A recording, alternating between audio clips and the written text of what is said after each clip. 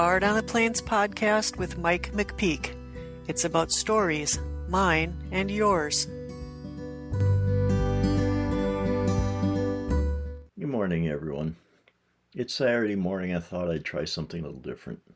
Usually, if you listen to me in the one or two videos I've done, you can kind of tell that I have a script that I'm following, that I'm reading, and I usually do that because then I can lay my ideas out, put them in a chronological order, and present them in a way that makes sense and hopefully would be concise. But I woke up this morning and said, screw that. Let's just try this stream of consciousness stuff and see how it works out. So if you get whiplash, you've been warned. But anyway, I'm laying in bed this morning and I'm sleeping in, which for me means, going all the way to like 6 o'clock or something, because, as my job as a custodian, I get up like 4 o'clock in the morning, so I have time to get up, eat breakfast, do my Bible reading and my meditation while I'm doing a little workout with my under-the-desk elliptical machine.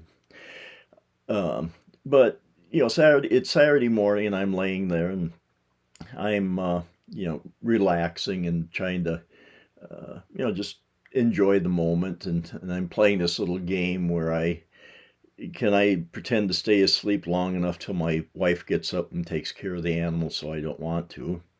I won this morning. But I'm laying there and just kind of enjoying, not working and trying to stretch my body and get my joints to snap and pop so I feel like like I'm mostly human. It's one of the joys of getting old. Well, as I'm laying there in this kind of semi-conscious state between wakefulness and the dream world, I'm just, I'm enjoying the moment, and then suddenly my brain goes, hey, I have an idea, and the rest of my body goes, oh, crap, this idiot's going to make us get up and have to do something. But so I laid in bed and was thinking about things for a while. And lately, I've been watching a lot of these music reaction videos. These youngsters in their 30s and 40s. I can say that because I am that age now that I can. But anyway, there's all these people discovering the music that I grew up on, and I find it kind of fascinating. It's actually kind of cool, and I enjoy it. All these people, they'll discover the music from usually the 70s, a little bit into the 60s, and some a little into the 80s. But like I say, this is all the music I heard the first time growing up, and these people are rediscovering it. And, I find it kind of interesting and amusing. And one of the guys I was listening to said, why do you guys, they have several questions that they ask. One of them is, why do you guys like watching us react to this music? And I would say for me, it's kind of like, for that person that, you've discovered this, great little restaurant and you want to tell your friends about it and be able to take them there and be able to see the joy on their face when they, experience something that you've known about for a while. So there's a little bit of that. And just, and then just hearing their perspective on what they hear in the music. And I kind of go, I never thought of that. That's, a different way to think about it and something to consider. But then they also make comments about, the music then versus the music today. And I don't know if it's exactly a fair comparison because I listen to what, I consider new music, which is from 10, 20 years ago, because as I'm laying in bed this morning, we have the radio play overnight. So we have music to listen to. So if I wake up in the middle of the night, I can listen to the music and not suddenly start, listening to my own thoughts, which can be kind of scary and counterproductive. But so I'm laying there and I'm listening to music. There are some Three Doors Down and Five for Fighting and the Black Crowes. And, none of them are new bands compared to today, but, they're newer to me. And I'm sitting there and, it's nice music. It's music I like listening to. But I think there is something, it just doesn't have quite the same spark as the music that I listened to growing up. And again, I'm not knocking new music, but it's just something about living at that time and watching these people as they discover, a lot of this stuff for the first time.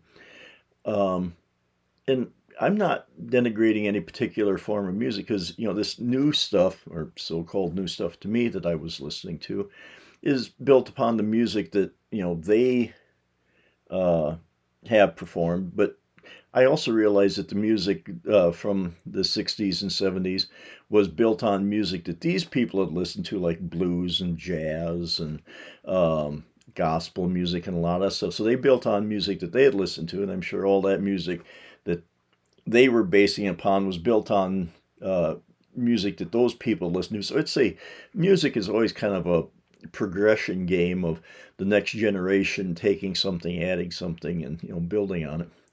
But for me, there was just something, growing up in that time, listening to these artists, when the record first came out. And I may not have been real young, I may not have really appreciated it at the moment, but I mean, I was there when this music came out, like when Jimi Hendrix played Purple Haze, or my favorite of his, All Along the Watchtower, or you listen to uh, the Rolling Stones and some of their music, or the Moody Blues. I like listening to the Moody Blues, or even the music from like when I was a teenager, Styx and Kansas and Chicago and some of those groups. And you're just sitting there listening to them, and you're going, this is some really wild music. Um, and you just kind of there's that spark there. It's kind of it's kind of hard to recapture uh, a spark a second time around. But I guess that's why I like listening to these people, because you can watch them catch the spark and you can kind of enjoy it through them. But there's just this like I say, just this kind of magic of being able to rediscover music through somebody else's eyes. And it's just um, you don't necessarily realize it at the time, but you're watching some legends, do their work here, and you kind of look back now and you think, how could these people have not been taken seriously? But then you realize that um, you don't always recognize genius or greatness when it first comes out. Sometimes it takes a while, and sometimes they have to build themselves. It's not always a hit right out of the gate. Um, Sometimes they have to work themselves up to greatness, and some kind of just stumble into it. But you hear all these, people, and they're asking about what makes some artists great. Like I was watching one guy react to like Janis Joplin, and um, I guess she was I should maybe read more and find out about her, but he had said that she was a trained uh, singer, but when you listen to her, I mean, uh, there is a certain amount of control, there is a certain amount of um, polish there, um, but like Janis Joplin with her, it's just the raw emotion that come out with her that just everybody kind of feels that way when you're just like you either when she kind of goes into one of her screams or explosive moments like that. I think we've all kind of felt that one way or another, whether it was like a happy scream that something great has happened to you, or there's the um, kind of the angry scream that you just get so frustrated with something it comes out. And she just kind of shows us that you can release emotion like that. um, so there and then you have people like Jim Croce, um, especially now that I get older. And he's singing about, like, if I could save time in a bottle. And I'm at that point now where I look back at my life and I see there are moments out there when I wished I could have bottled it up and save it for later. Well, I guess that's what my mind is for, is that that's my vessel for carrying these memories. And I try to hang on to them, as best I can. And I guess that's kind of why I do this podcast, is to um, take some of these memories that I have in my head and put them out there in video form or audio form. If anybody else wants to listen to it, but I'm also kind of hoping that I also do it for my kids and the rest of my family that want to go back and listen to it and go, yeah, I remember that moment, or something like that, or gee, I never knew that. And oh, like grandma and grandpa did these sort of things. So that's why I'm doing it. But you know kind of back to the music thing, that and music is one of these triggers that um, makes me think about these moments and stuff like that. And there's songs out there that have tried to do that, recapture or chronicleize a period in history and sing about it and give people a chance to remember, like Don McLean's American Pie, where and there's, like, I think there's websites devoted to analyzing everything he's talking about there. And it's a little slice in history from I think the early 60s through somewhere into the 70s, and he recorded this. He kind of starts with when Buddy Holly, the Big Bopper, and Richie Valens. Now, of course, I'm having a senior moment here. But when the three of them died in the plane crash, and that's for him, that's when the music died, because he's talking about it started at a point because he was a kid delivering papers, and that was the headline when he was delivering them. And he kind of starts from that point about because there's a lot of people in shock because he were three, rising or established stars that had died, and what was that going to do to the music, and kind of this progression from the hopefulness of the music of the late 50s, early 60s, and then into the music started to reflect the what was going on at the time. So then it became about the Vietnam War, and it became about politics and different political beliefs, and how the music all has kind of changed and progressed and things like that. So for me, that's kind of the power of music, is to get me to think about these things and just to reflect on things and give me a chance to ramble on like I am right now. But and and I'm happy to see other people discover this music and maybe try to understand why we are the way we are. And for me, some of it is kind of a generational thing. I was born in 1962, so that puts me, if you go by the generations that they have come up with, puts me right at the end of the baby boomer generation. But I'm also really close to the beginning of the Gen X generation.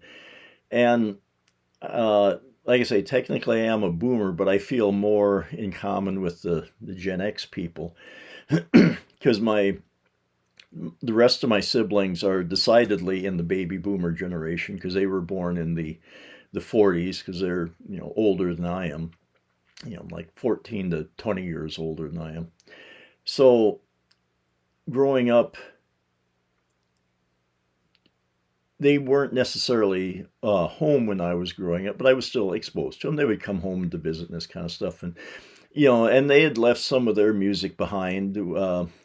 So I listened to some of the records that they had, and like there was one album, I think I still have it around here, I'd have to go find it, about motorcycle songs, and so like or hot rod songs, how you want to put it, like Little Deuce Coupe and Was it a song about?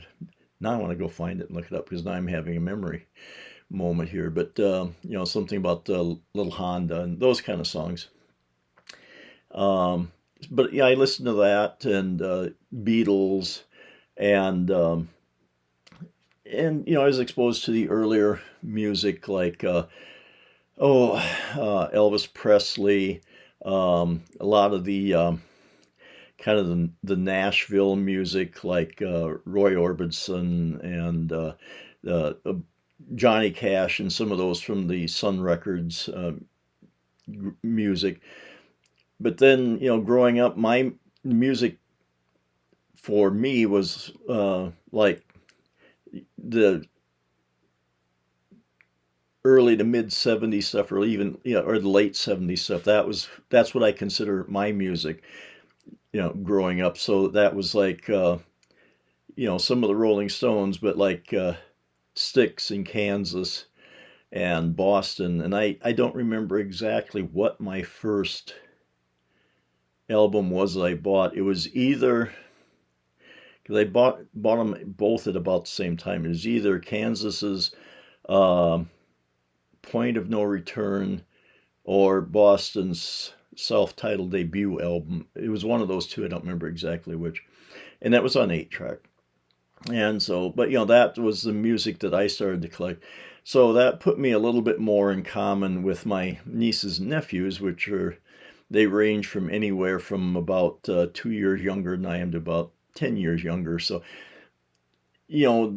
we shared those kind of musical tastes more or less. So, like I said, I'm kind of straddling, two generations here of listening to music, and this is kind of what's influenced me. So, I do like some of the quieter, soulful stuff, and listening to music in the late '60s. There's even out here in the country, you got exposed to a little Motown and some country stuff, and like Johnny Cash's Ring of Fire, and um, like I heard it through the grapevine, and um, some Diana Ross and some of that stuff. So um, I've just been exposed to a large swath of music there, and like I say, you're listening to some of these songs, and it'll trigger a memory.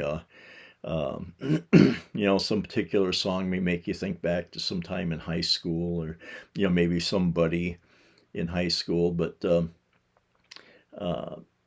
and that's what music means to me. And I guess to try and bring it back around to the uh, listening to all these reaction videos, uh, like I say, just it gives me a certain amount of giddy glee just to watch somebody, and I realize that it's a reaction video. They may be playing it up a little bit, but I mean, it's like watching, even if they're not 100% sincere, I'll still buy into it because, it's kind of like watching a play. You know that it's a performance, but it still makes you feel a certain way. And so, but I think for the most part, most of these people are genuine on one level or another. That they do listen to this music and go, "Wow, I didn't know about this artist. I'm really missing out."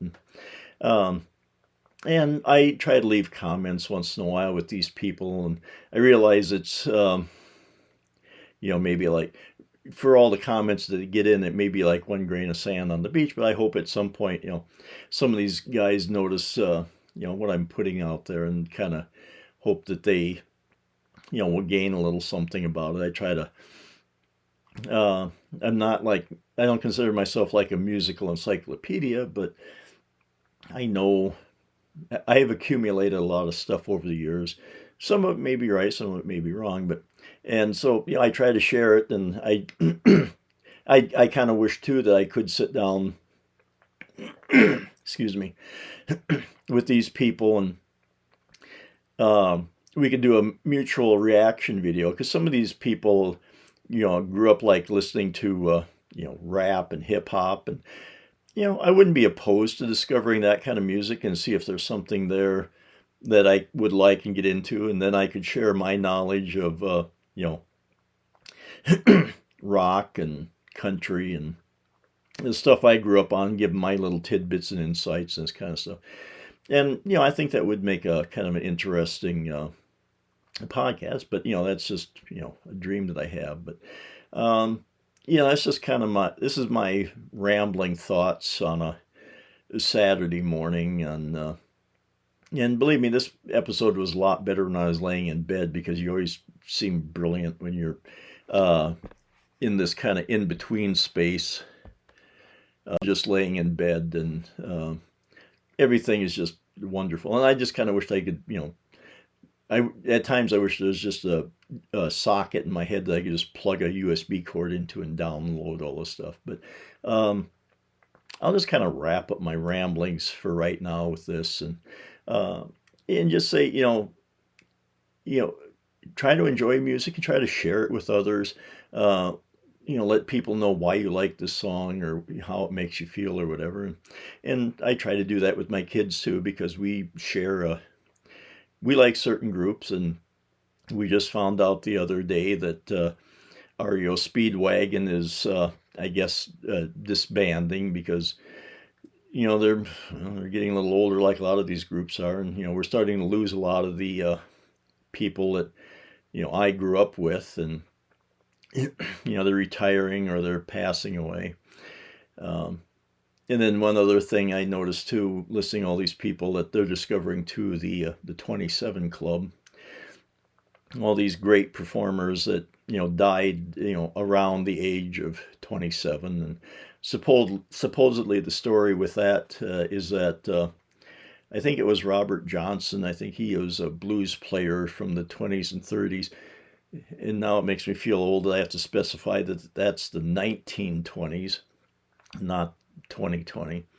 But supposedly he made this deal with the devil at the crossroads somewhere, that he would be a great musician, but he'd have to sell him his soul, and or give him his soul at the age of 27. And I think that's kind of where this 27 Club stuff sprang up from. But okay, so I got off on another tangent there, and I haven't wrapped up this podcast. But as I was saying, just go out there and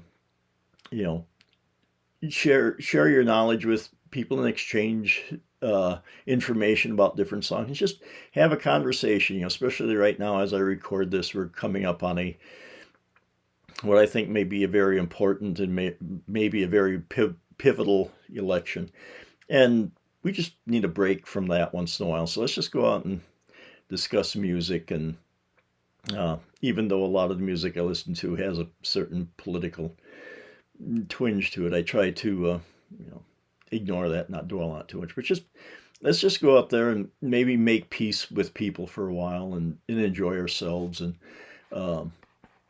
just let's remember what it's like being human, and just remember, we all have a story to tell. So go out there and tell yours. Thank you, and for listening to my ramble, and we'll talk to you later. Bye.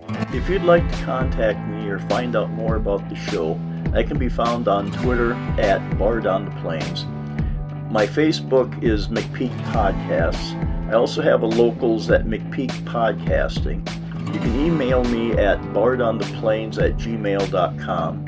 My website for the show is bardontheplains.com. The website for my podcasting is mcpeakpodcasting.com. And my website for all the other stuff that I do can be found at mike-mcpeak.com. I thank you for listening, and please come back again.